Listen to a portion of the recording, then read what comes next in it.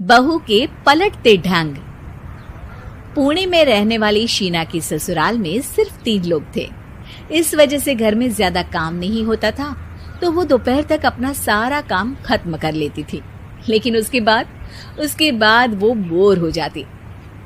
इस वजह से उसने शिनचैन कार्टून देखना शुरू कर दिया, जो धीरे धीरे उसके व्यवहार पर इतना इफेक्ट करता गया कि वो खुद भी शिनचैन जैसी ही बातें करने लगती है। एक रात डिनर करते हुए, अरे बहू, जरा अचार तो देना। ओहो ससु माँ, आपसे इतना काम भी नहीं होता। इस तरह तो आप जल्दी जल्दी बुढ़िया हो जाओगी। अरे शीना, ये तुम कैसे बात कर रही हो? आपको तो कुछ भी समझ में नहीं आता। ये शीना का शिनचैन स्टाइल है। ऐसा बोलकर शीना वहाँ से चली जाती है। अगली सुबह शीना सबके उठने से पहले ही घर का काम खत्म करके कार्टून देखने बैठ जाती है। अरे वाह बहू, कमाल ही कर दिया। इतनी जल्दी सारा काम खत्म कर दिया। बस भी कीजिए, अब मैं इतनी भी कुछ खास नहीं। ओफो, तुम और तुम्हारे शिनचैन का भूत, जाने कब नॉर्मल इंसान की तरह बात करोगी। मॉम, आप तो बस मुझसे जलती रहती हैं। आपको क्या पता मेरी लाइफ कितनी मुश्किल है। अच्छा छोड़िए, अब मैं शॉपिंग के लिए जा रही हूँ। हाँ, तो ये है तुम्हारी मुश्किल लाइफ। शीना शॉपिंग करने मार्केट पहुँच जाती है, जहाँ उसे जय के ऑफिस की एक लड़की मिलती है। हेलो, आप जय की वाइफ है ना? हेलो, मेरा नाम शीना है। मैं 26 साल की हूँ और मुझे शिमला मिर्च बिल्कुल भी पसंद नहीं है, पर शिमला जा सकती हूँ। हाँ। शीना की बात सुनकर लड़की आगे कुछ बोले बिना वहाँ से चली जाती है। कमाल है, आजकल के बच्चों को इंटेलिजेंट लोगों से बात करना आता ही नहीं। शीना शॉपिंग करके घर वापस आती है, जहाँ सास और जय साथ बैठकर आइसक्रीम खा रहे होते हैं। मैं कितने मतलबी लोगों के बीच रह रही हूँ। एक छोटी प्यारी बच्ची के बारे में सोचे बिना सब आइसक्रीम खाने बैठ गए। अब इतना नाटक करने की जरूरत नहीं है। तुम्हारी आइसक्रीम फ्रिज में रखी है, खा लो। आइसक्रीम, मैं आ रही हूँ। इसी तरह दिन बीतते हैं। अभी तक तो घर में सारे लोग शीना की हरकतों से परेशान हो चुके होते हैं। एक शाम उनके घर पड़ोस के अंकल आते हैं, जिन्हें देखते ही शीना बोल पड़ती है।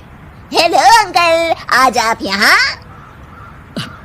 ये कह रही है आप यहाँ बैठिए, हम अभी आते हैं। ऐसा बोलकर शीना की सास उसे लेकर रसोई में चली जाती है। अरे वो तुम्हारी पापा की उम्र के हैं, उनकी इंसल्ट तो मत करो। आपको तो बस अपनी ही खुशी दिखाई देती है।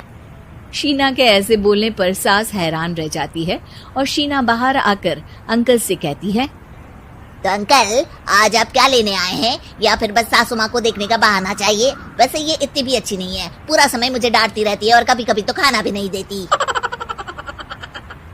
अंकल हैरानी से उसकी ओर देख रहे हैं। तभी उसकी सास वहाँ आती है। अरे शीना, इतना झूठ मत बोलो, मैंने कब तुम्हें खाना नहीं दिया?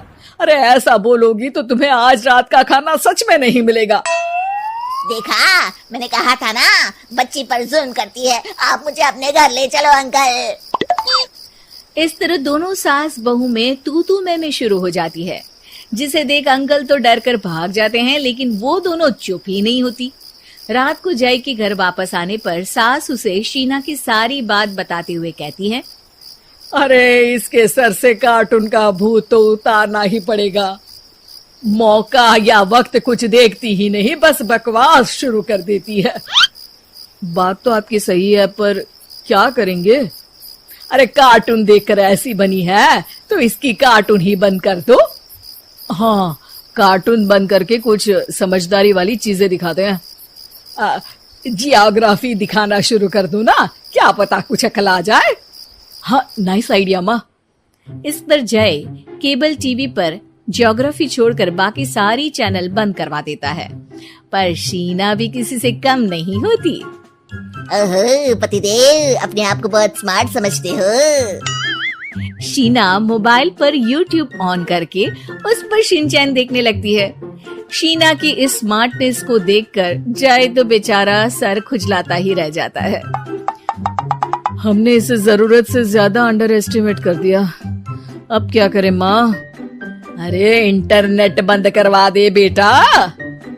शीना को कार्टून की दुनिया से बाहर निकाल वापस इंसान बनाने के लिए अब जय इंटरनेट भी बंद करा देता है, जिससे शीना परेशान हो जाती है। सब मेरी खुशी से जलते हैं, पर अब क्या करूं? शीना सोच में पड़ जाती है, लेकिन कोई आइडिया नहीं मिलता, जिस पर मजबूरी में वो ज्योग्राफी देखना शुरू कर देती है। लगता है अब कुछ ही दिनों में इसके सिर से शिनचैन का भूत उतर ही जाएगा। हाँ बेटा, उम्मीद तो यही है। दिन बीतते हैं और घर में सब शीना के बोलने का इंतजार करने लगते हैं, लेकिन शीना टीवी में ऐसी खो जाती है कि उससे पूछे सवालों का हाँ या ना के अलावा और कुछ जवाब ही नहीं देती। देखते ही देखते हफ्ता बीत जाता है, तो सब्र का बांध तोड़ते हुए जय टीवी बंद कर खुद ही शीना से बात करने बैठ जाता है। क्या बात है शीना, पहले तुम ज्योग्राफी देखने को तैयार नहीं थी, और जब देखने बैठी तो इसके आगे किसी चीज की कोई सूध ही नहीं, ना किसी से बात करनी, ना घर का कोई काम। अरे माँ कब तक अकेले सब कुछ संभालेंगी?